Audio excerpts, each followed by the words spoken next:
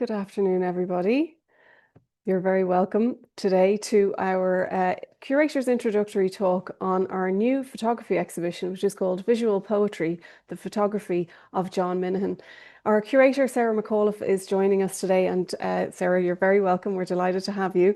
Sarah's going to be speaking about this exhibition, which is taking place in room 31, or the Sir Hugh Lane room in the gallery. It just opened very recently and it will remain open, I have the date here, until the 11th of October, but with two different iterations of the works because, of course, photographs are works on paper and can't be on display for that long. So Sarah's going to talk us through all of the artwork and, of course, the history of John Minihan as a photographer. And if you do have any questions, we'd love to hear them from you. If you're watching this live, please put your questions into, I can see we have a chat box rather than a Q&A box. So if you could do that, put them into the chat box. I can pop up at the end and I will relay those questions to Sarah. I'll also let you know about some of the other events that we have in relation to this exhibition. For example, we have some walking tours, we have family workshops, and we've got lots of other tours. So I will pop up at the end and do all of that. But Sarah, I will let you take it away. If you want to share your screen, I'll Thanks just very, stay until we know it's working. thanks very much, Joanne, Thank and you. thank you all for being here today for this talk. We just opened the exhibition on John Minihan, Visual Poetry, the photography of John Minihan this past Saturday. So it's a very exciting time at the gallery, and especially to have John with us to be able to open the exhibition over the weekend was really lovely.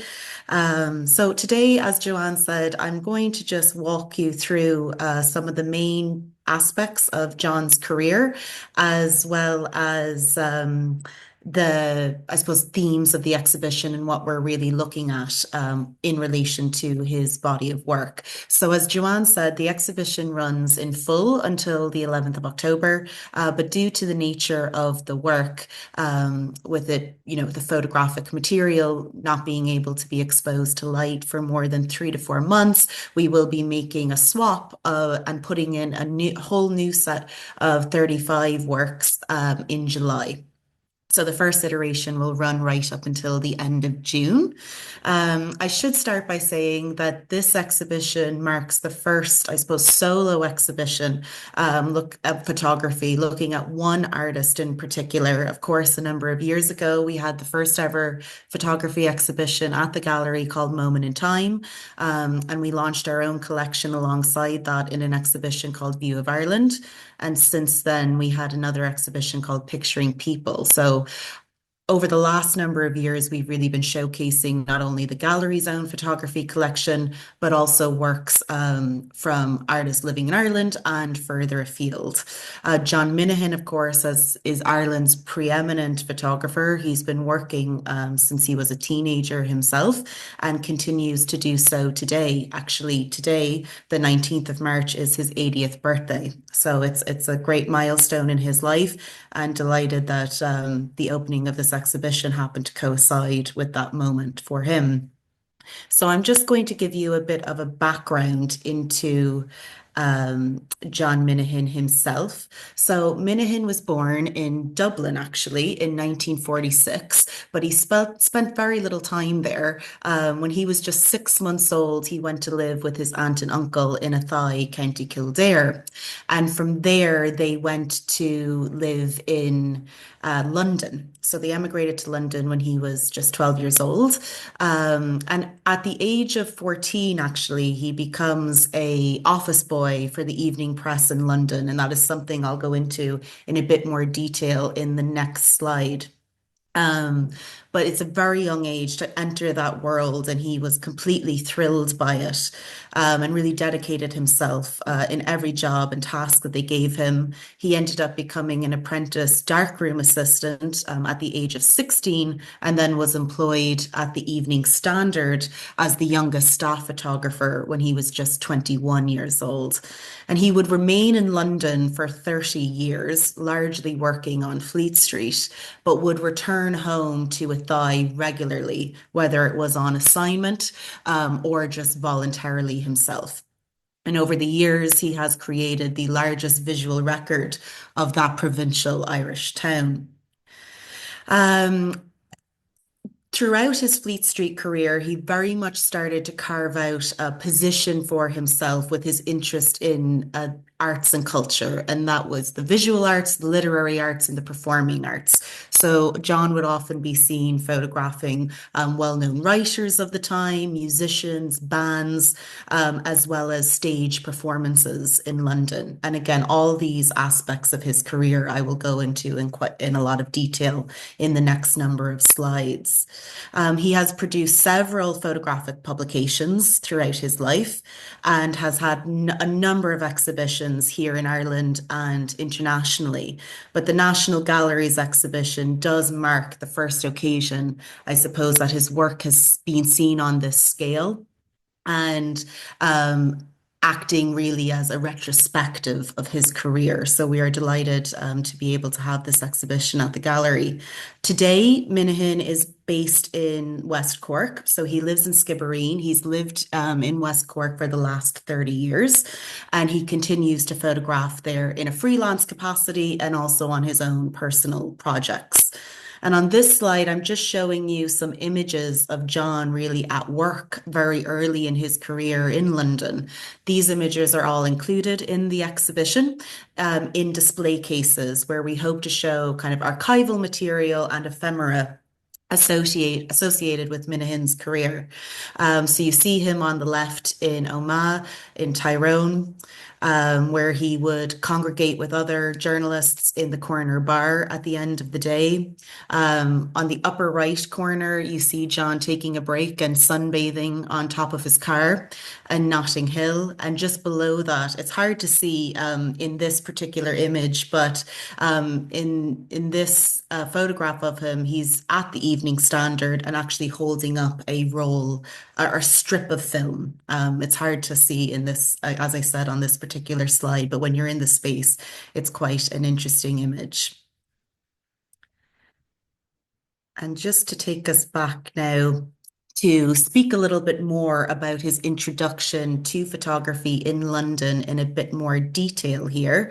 As I said, he was just age 14 when he saw an advert to be an office boy in the evening press, and he was taken on with 11 others under the leadership of a man named Bert Redding there. And as he explains in some of the text that I have here on the right, which is all in Minihan's own words, he was tasked with, bringing mugs of tea to editors, rifling through folios of news sheets for the editors, and eventually would start wiring photographs as well in the darkroom.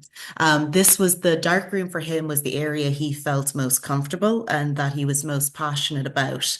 And just, I suppose, very soon into his time as an office boy there, Bert Redding mentioned to him that there was a specific apprenticeship in the darkroom itself, and he eagerly took that on at the Daily Mail.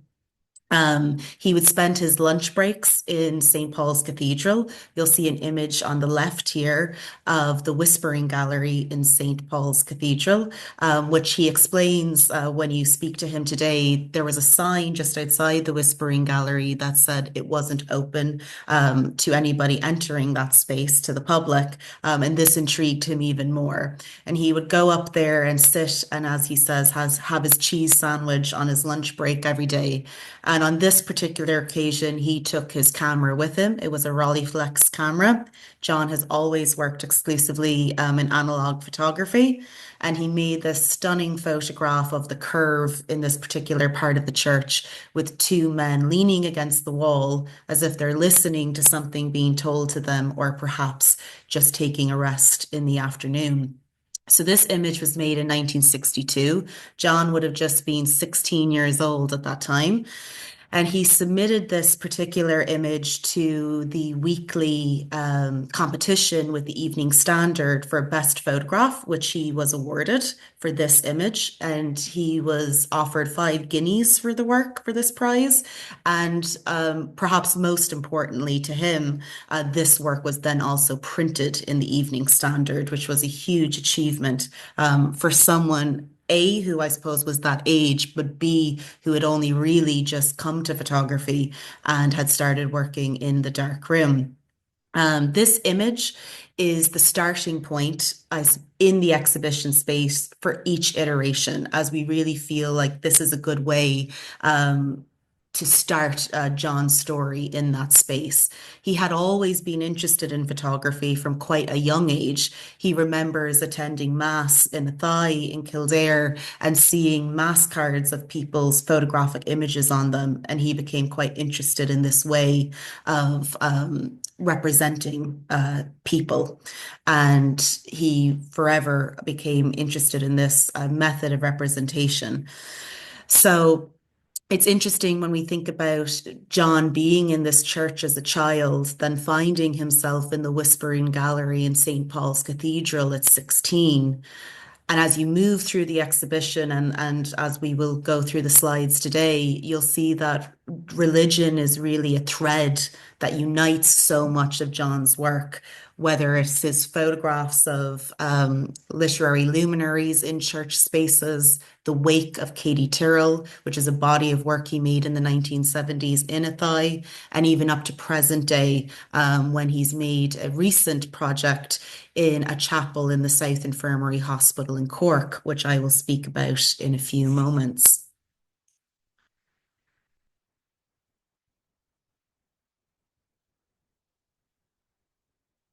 So, as I mentioned a few moments ago, when John was really, I suppose, finding his space and his voice in the world of press journalism in London, he began to really focus on aspects that he was quite interested himself personally. So, particularly literature. He was very interested in the performing arts and also made a living, a kind of a side business of photographing musicians and bands behind the scenes and also on stage.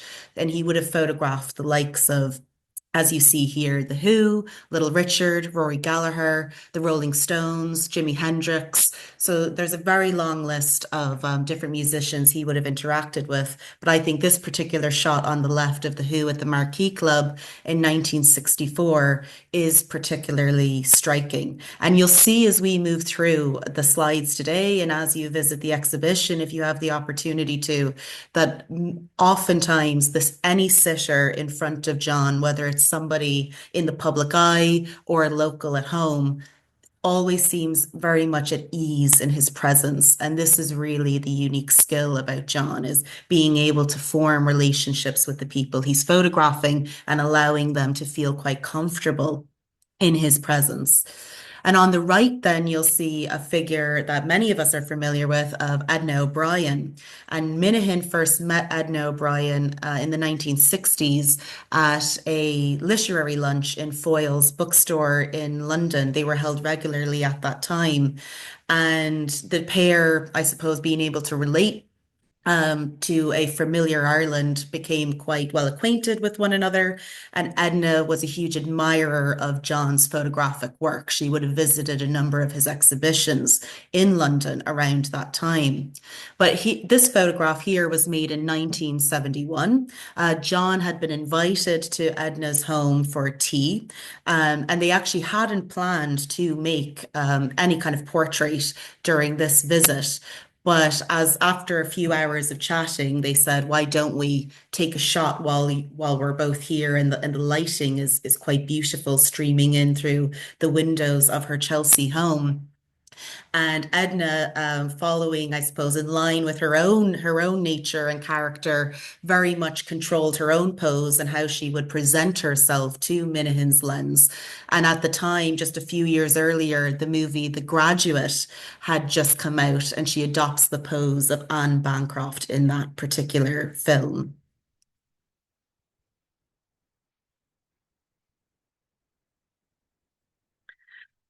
He also had the wonderful occasion to photograph people working in a similar medium as him, and particularly individuals who he looked up to, like the photographers Andre Kertész and Bill Brandt.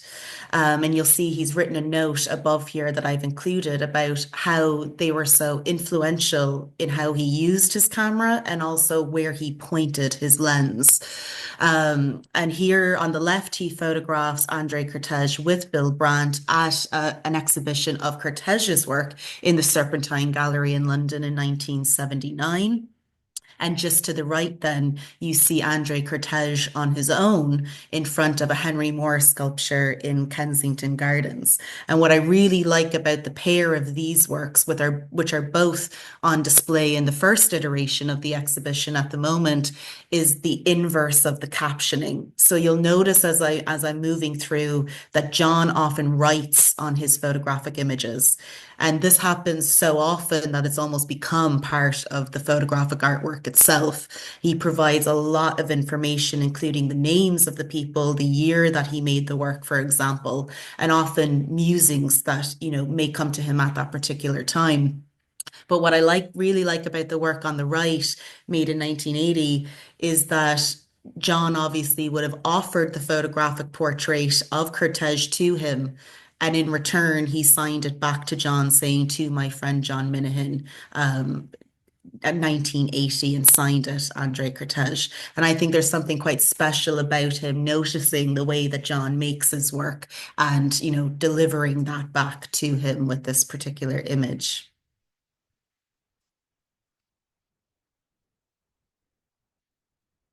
I'm sorry, these keep flashing back and forth. The button on my computer for moving the slides doesn't seem to be working at the moment. But moving on next to Francis Bacon, who was someone very important in John's personal and professional life. He had a friendship with Bacon for many years, but how the pair met is quite interesting. He actually first came across Bacon at the Marlborough Magistrates Court in 1971, where Bacon was acquitted of drug charges there, and he met him on the steps of the courthouse for the first time. He would then go on to see him in a pub in Soho called the Colony Room, where so many artists and I suppose the intellectual elite were meeting at that particular moment in London throughout the 1960s and the 1970s. And from casually bumping into each other there and having mutual connections, the pair came to know each other on a more personal level. And as many of us, I'm sure, know, Bacon was quite particular in who he would allow into the inner sanctum of the artist's studio. And John Minihan was one such person who he felt he trusted to come into his studio. So, in addition to a number of studio portraits that Minihan made of Bacon, he also photographed him, as you can see here on the left, attending a number of his exhibitions in London and further afield in Paris. And here in 1985 was the first of two retrospectives that Bacon had in his lifetime.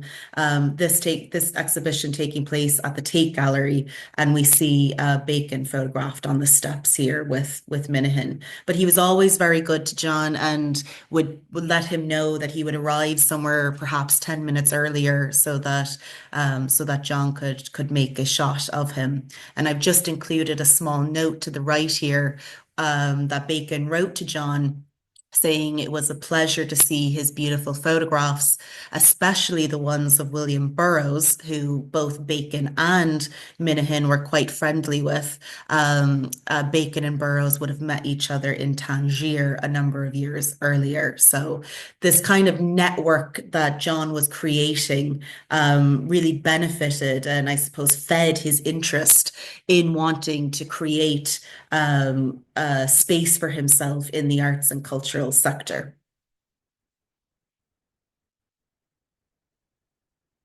This interest in photographing writers has continued right through his life. He became very close to the Belfast-born poet Padraig Fiach. They had a very long friendship. In fact, I believe Fiach only just passed away a few years ago in 2019, and they would have seen each other regularly right through the 1980s up until that point. You see him photographed on the right in a church in Oxfordshire, very near to where Minihan was living at the time in the 1990s. On the left, then you see John Banville, photographed quite recently in 2020 in West Cork. Banville splits his time between Dublin and Cork through most of the year. And he has associated himself with much of the visual artistic sector in West Cork and has collaborated with a number of artists living there, including Minihan. And what Minihan is really interested in are people who have a shared interest in photography. So Francis Bacon was a perfect example of that because he had a long interest in the history of photography and would use photographs in his own practice. And so too would someone like John Banville share that interest as well and has actually written extensively on photography himself. But throughout his career, he would make a point of returning to Athy, County Kildare, which he regards really as his hometown. He would have returned there throughout the 1960s onward, really. I can't seem to land on this image. I apologize now. Um, I'll just try and get back to it now. I don't know why the arrows aren't working for me today. Here we are, sorry. So he refers to Athy really as the heartbeat of his practice. And this is really where I think he's made some of his best work. As I said, he's been photographing there since the mid 1960s, right up to present day. So he has an unrivaled visual record of this particular town in Ireland. And the benefit of photographing people there for someone like John, of course, is that he knew so many of the figures living in Athy. And this gave him an advantage to a certain degree of having people trust him and wanting to sit before his lens. And I've just given three examples here of different images that he made in Athy. On the left, you'll see the dressmaker Eileen Johnston, who lived just down the road from him when he was living in Athy as a child. And I think this is a superb image where he's just managed to capture this woman with so much dignity in a moment of just kind of quiet thought, or she's just thinking of an anecdote to tell John. In the center, then you have a photograph of Bill Webb, the postman in Athy in the 1960s and 70s. And there's a beautiful story to this work. You'll see this is quite a small image here, but if you look closely, there's a woman standing at the door who Bill Webb is speaking to. And she would always wait to hear Bill walk up the street and would open her door to speak to him because she lived on her own and she really valued the conversation she could have with him each day. And each day she would ask him, "Any post for me, Bill?" And he would reply, "No." However, when this image was printed in the local and Irish national newspapers at that time, letters started flooding in from all over the country to Miss Hurley, who lived in that home, which I think is just a really beautiful story. And then on the right, I'm showing you an example from a Minihan series called The Wake of Katie Tyrrell, which he made in 1977. And how this essentially came about was John had just flown in from London and he was sitting in Doyle's bar in Athy, and the barman mentioned to him that there was a wake taking place the next day for a local named Katie Tyrrell, and that if John was interested, he could ask if he could be allowed in to photograph the wake itself and the funeral proceedings after that.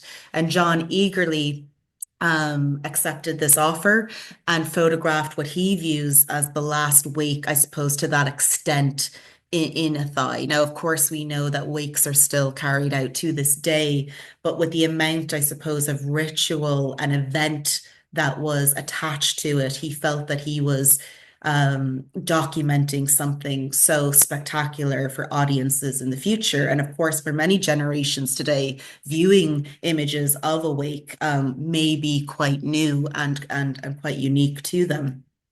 And this image on the right here is him photographing Katie Tyrrell's coffin being carried into St. Michael's Cemetery in Athy. And of course, he photographed all generations, and all of them seem to be quite almost giddy and quite laid back in Minihan's presence. You'll see here on the left, he's photographed children in Emily Square in Athy. There are two of them seem quite bunched up in the front seat of the car, and a young boy laughing, looking out of frame. On the right, then, an image I think which is quite unique for that in today's society, I suppose, is John going to the local library and photographing young children in there who would eagerly wait outside to go in and read their magazines, comics, and books each week. And this brings me to Samuel Beckett. I'm sure if any of you are familiar with John Minihan's work, his portraits of Beckett are what probably come to mind nearly straight away. But the reason I wanted to show you the works of Athy first was to be able to say now that it was those works that facilitated his meeting with Samuel Beckett. And I'll just give you a brief story behind that. So Beckett had come to London in 1980 to start directing Endgame in the Riverside studios. And an Irish porter had tipped John Minihan off to the fact that Beckett was staying in the Hyde Park Hotel. And he had known, because of course, Minahan would have moved in all the circles of many of these hotels and would know so many people working there because he was tasked with photographing influential people and celebrities of the time.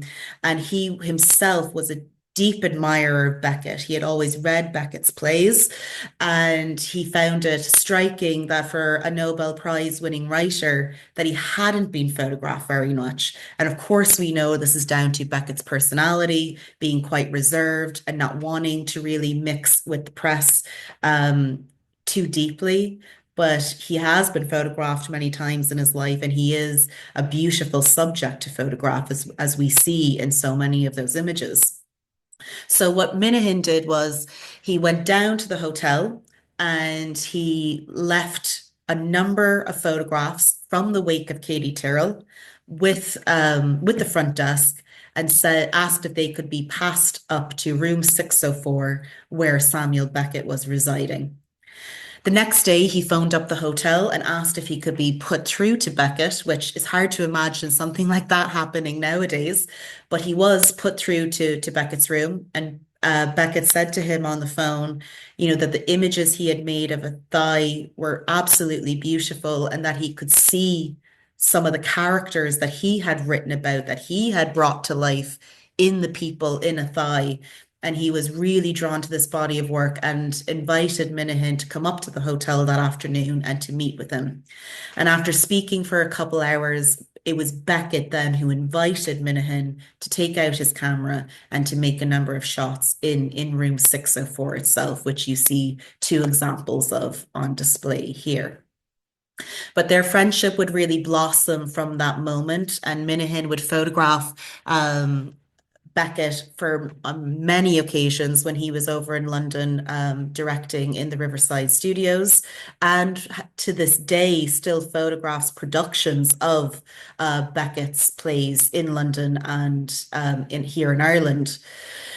The photograph on the right is from 1985, when Beckett invited Minihan to Paris on the condition that he left his camera at home.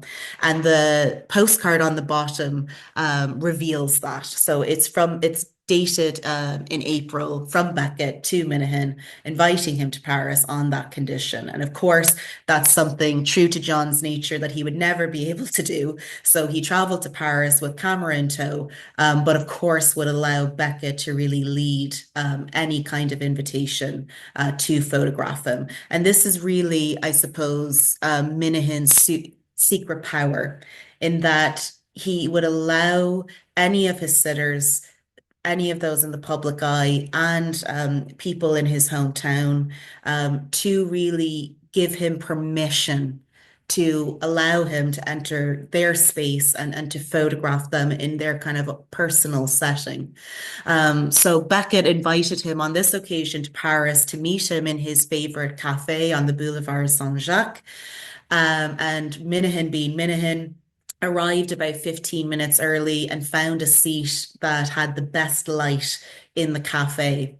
And after a couple hours of chatting, Beckett could tell that Minihan was getting quite antsy, and he said to him, I can see that the light is dwindling. Would you like to make a photograph?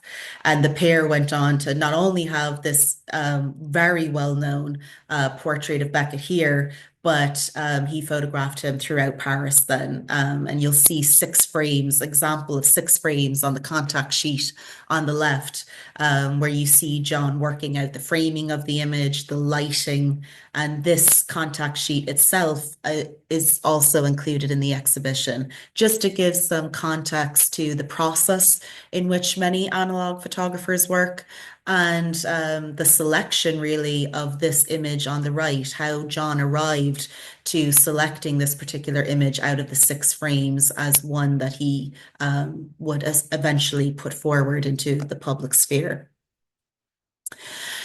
After, I suppose, nearly 30 years in London, Minihan soon realized that the life of a press photographer was not very fitting for him.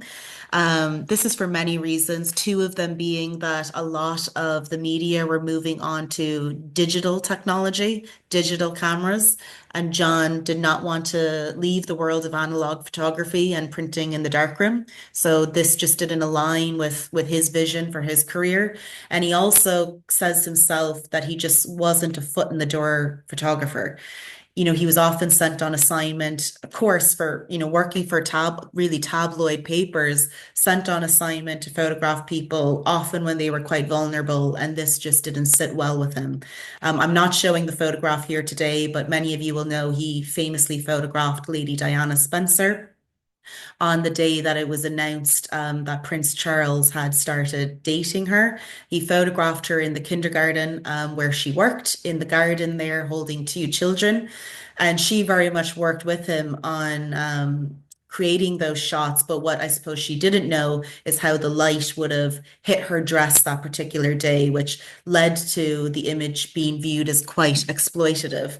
And this just really wasn't what John wanted for his future. And particularly when he started to realize how hard the press would come down on individuals in the public eye, like Diana, particularly after she married Prince Charles. And this really kind of helped him move in a different direction where he would focus on his own personal practice and, of course, continue to build relationships with people who he really admired and felt that the world should know more about. But in that time that he left the world of Fleet Street, he embarked on travels to many different parts of the world. He visited the US a lot. He, of course, traveled across Europe. And then, quite interestingly, nearly every year between the 1990s and the early 2000s, made a trip to Havana, Cuba, which he just instantly fell in love with on his first visit there. And in these 2 images, which are on show in the exhibition at the moment, you see Minihan in Havana focusing on a religious pilgrimage. Again, this thread of spiritualism and religion coming up again. And in this particular sitting, he's looking at a pilgrimage that's made to the saint of Saint Lazarus and to the Lazaro Sanctuary, which sits just on the outskirts of Havana. And people will often either walk to the church, they'll crawl to the church, or they'll carry stones up to the church as a form of sacrifice. Saint Lazarus, of course, is the patron saint of healing. He was viewed as a miracle healer. So a lot of people travel to this particular church and make this pilgrimage in the hope of finding some kind of solace and healing.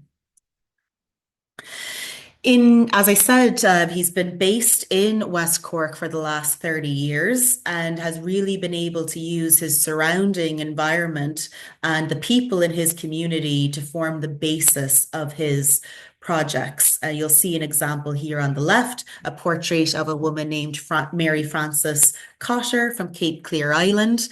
She was known for rescuing cats and kittens in the area and was also a musician. He photographs her in beautiful light here.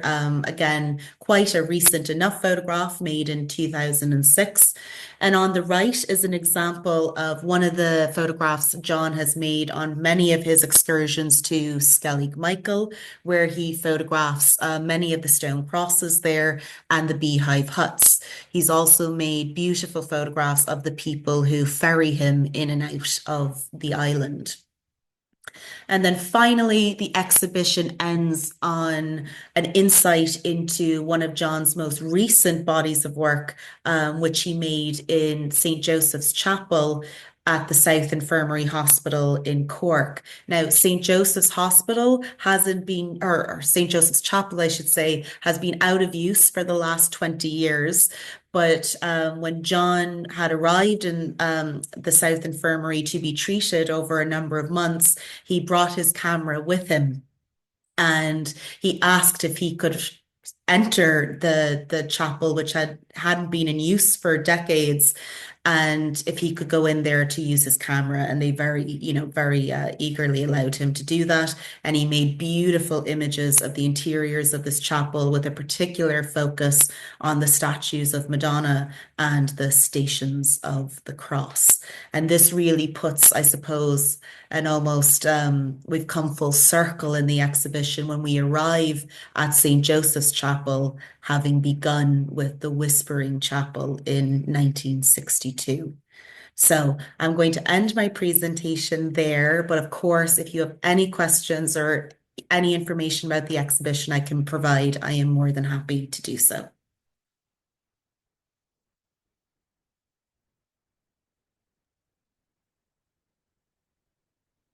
Hi there. Thank you so much, Sarah. That was fascinating and really exciting, I think, when we have an exhibition that has a couple of iterations in it. So it's one of those exhibitions that keeps on giving, that people can come back and have a look at the next lot of images. As you said, it was sometime in July.